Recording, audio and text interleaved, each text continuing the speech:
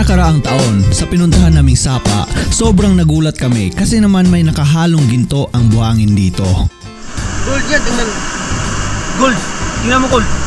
Yan oh. Oh, kita. Kita mo sa araw mo.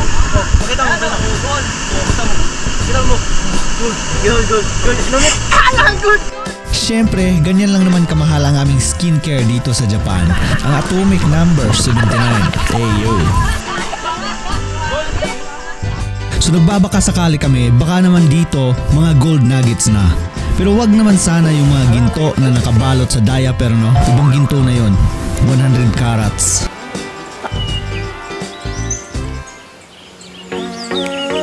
Tuwing summer season, dahil sa sobrang init ng Japan, kung ikukumpara natin sa Pilipinas, ang trip ng mga Japanese kung hindi sila magpapadagat ay pumupunta sila sa mga sapa, syempre para mag-relax at magpalamig. Syempre kami rin dahil sa sobrang init ng ulo namin, magpapalamig din kami ng utak dito. So nakarating na kami sa lugar. Gusto sana namin mag-taxi na lang papunta doon, pero ayaw magpasakay ni Lolo ng mga exotic handsome people. Kaya naman, no choice kami kundi maglakad na lang ng halos 2 oras. Diyan tayo papasok sa gitna ng bundok na yan. At sa mga tinatamad naman maglakad papunta sa taas, dito na lang sila sa baba naliligo. Pero bawal sila magreklamo dahil medyo maalat na ang tubig dito kasi may kalabaw na nagjijingle sa taas. Karon, dirita. Yan tong target dari ay.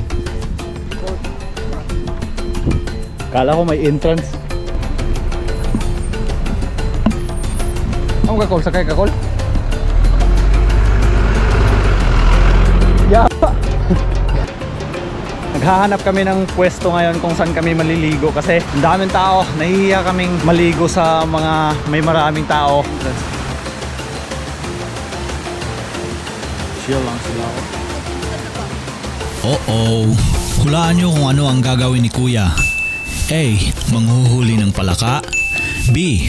Tatae. May free na gintos makakasagot ng tama. Pero sulit din naman ang maglakad papunta sa taas kasi purong magagandang tanawin ang makikita. Bawal. Ang cute ng falls oh. Cute, very cute. Dito na lang kayo maligo oh. Parang ihi ng duwende.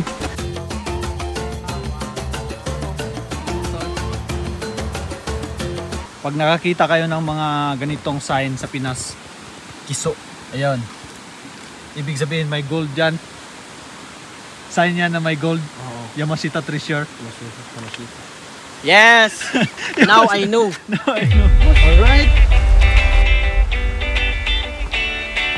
Alright, finally nakita na rin namin yung pwesto. So andito na nga tayo sa lugar. Ang rekomendasyon ng Instagram sa atin, ang pinagmamalaki nilang Atera Valley dahil sa crystal clear nitong tubig. Kaso nga lang may mga Japanese mermaid pa rin dito. Pero aalis din to mamaya kasi nga mga exotic handsome people yung makakasama nila mag-swimming. Baka biglang umalat yung tubig. Well, alam nyo na. Legit, hindi siya scam, crystal clear, sobrang linaw ng tubig. Dito nga pala pinili namin na area kasi di siya gaano kalalim at saka kalma lang yung tubig dito kasi nga wala kaming tagapagligtas dito kung sakali. Well, alam nyo na, safety first. Alright, relax muna habang kumakain ng mga exotic handsome kasi magiging shokoy tayo mamaya. Alright, let's go!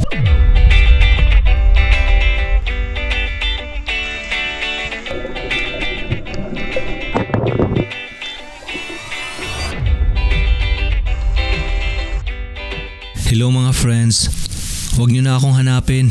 Andito lang ako sa ilalim ng tubig, nagtatampo. Ganito pala ako magtampo, nagtatago sa ilalim ng tubig.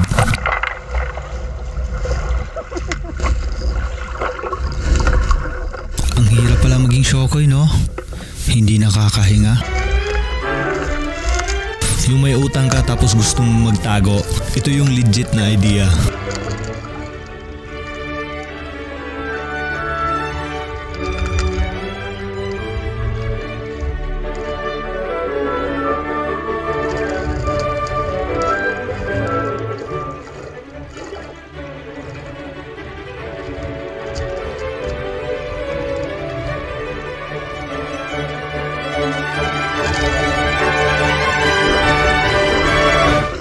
At ayan si Uncle, parang madadali na ng pingwit. Di, nagdadasal talaga yan si Uncle sa mga Diyos ng tubig at sa kasahari ng kalikasan. Ganyan ka nature lover si Uncle.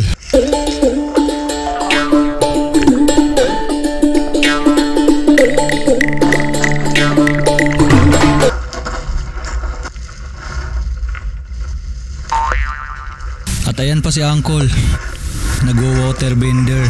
Nagpa-practice siya parang gumawa ng ice water.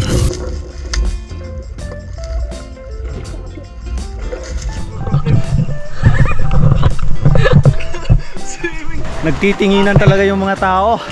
Akala nila tatalon ako dito. Ang taas dito. Ayoko pang magpakamatay, no? Oh, no. Nagbibideo pa yung iba. Yung mga Hapon. Kalalong ba din eh? Kaya? Alin din eh?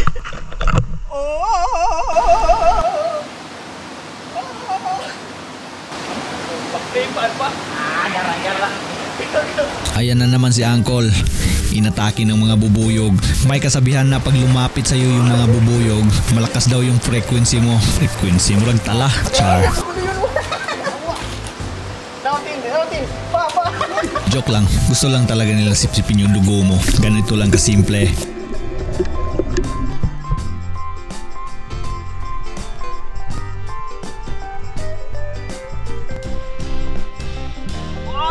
At dahil wala ng tao, syempre, chance na namin to para mag-photoshoot.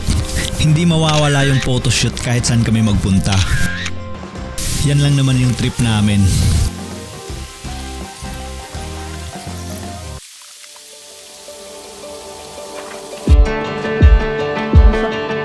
Pagkatapos naming maligo, bago kami umuwi, may pinuntahan pa kaming waterfalls. Medyo malapit lang naman siya dito at kaya pa sa oras.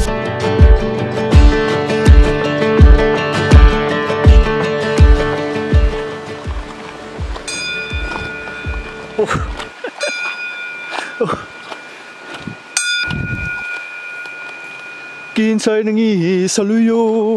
Alright, tapos na kaming maligo. So, paakyat kami ng bundok. Ayan, nakikita nyo.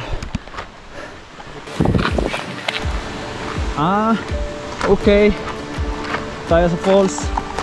Go? Falls talaga. Hindi talaga siya true. Isa talaga siyang falls. Wow! Medyo hindi mahirap yung daan.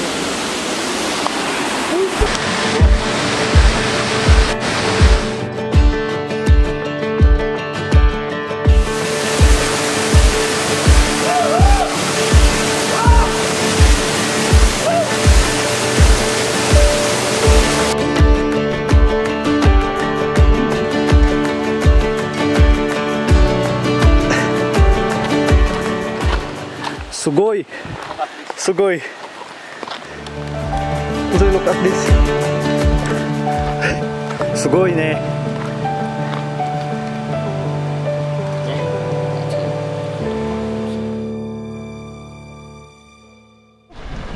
Bahay.